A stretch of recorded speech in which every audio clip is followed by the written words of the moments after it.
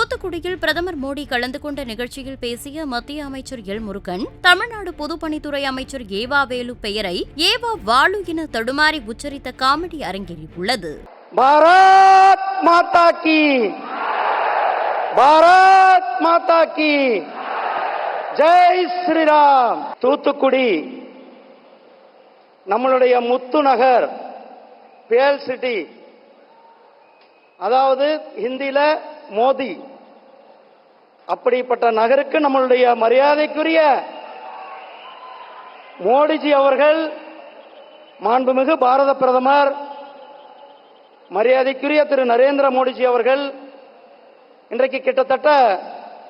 17,500 கோடி ரூபாய்க்கான திட்டங்களை இன்றைக்கு தமிழ்நாட்டிற்கு அர்ப்பணிக்க நம்மளுடைய மரியாதைக்குரிய பாரத பிரதமர் மரியாதைக்குரிய திரு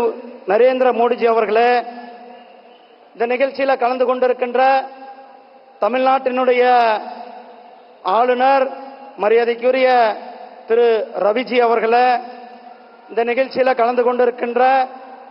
கப்பல் போக்குவரத்துறையினுடைய அமைச்சர் மரியாதைக்குரிய சர்வானந்த சோனோவால்ஜி அவர்களே,